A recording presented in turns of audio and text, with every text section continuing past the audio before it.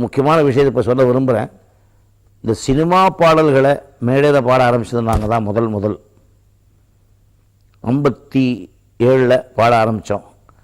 அப்போ கேட்டிங்கனாக்கா அப்போ எங்களுடைய ஹிட் சாங்ஸ் சொர்க்கவாசல், சண்டிராணி, தேவதாஸ், புதையல், சுகமெங்கே, இப்படி பல படங்கள். இதெல்லாம் மேடையில் பாடணுன்னு ஜெயசீலன் ஒருத்தர் சேலத்தில் எங்களை கேட்டார். நான் சொன்னேன், வேண்டாம், அதெல்லாம் விஷ பரீட்சை வச்சுக்காத, எனக்கு ரொம்ப ஃப்ரெண்டு அவர். இல்லை இது ரொம்ப பிரமாதமாக இருக்கும், நீ பாரு, ரசிப்பாங்க. இன்னும் ரேடியோவில் கேட்டு பிடிச்சி போகணும். சரி வானான்னு சொல்லி கேட்கல. அன்னைக்கு ஜிக்கி, ஏஎம் ராஜா, டிஎம் சவுந்தரராஜன் அவர்கள், சீர்காழி கோவிந்தராஜன், பாலசரஸ்வதி, கண்டசாரா, சிஎஸ் ஜெயராமன், இப்படி எல்லா ஆர்டிஸ்டையும் விட்டு நாங்கள் தான் அரங்கேற்றம் பண்ணோம் இந்த மெல்லிசை குழுக்களை.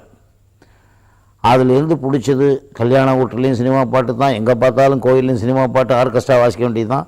இப்போ நம்ம நாட்டில் மெல்லிசை குழுக்களும் உண்டு, மெல்லிசை புழுக்களும் உண்டு. அந்த புழுக்கள் குழுக்களாக மாற வேண்டும் என்று வேண்டிக் கொள்கிறேன். அவ்வளோதான். நல்லா ப்ராக்டிஸ் பண்ணணும். ஒரு கிட்டார் 2 அவுட் ஆஃப் டியூனில் தட்டி மேலே எல்லாம் பாடக்கூடாது, சுத்தமாக பாடணும். ஏன்னா ஒரு பாட்டு கம்போஸ் பண்ணுறது அவங்க என்ன பண்ணுறாங்கனாக்கா, வேறு உள்ளே இருக்கிற மியூசிக் டேரக்டர் கம்போஸ் பண்ணுறதை இவங்க அவங்களுக்கு புகழ் வாங்கி தரேன்னு சொல்லி சூதி சேராமல் பாடி கஷ்டப்படுத்தி ரொம்ப இம்சை பண்ணுறாங்க. அப்படிலாம் இருக்கக்கூடாது.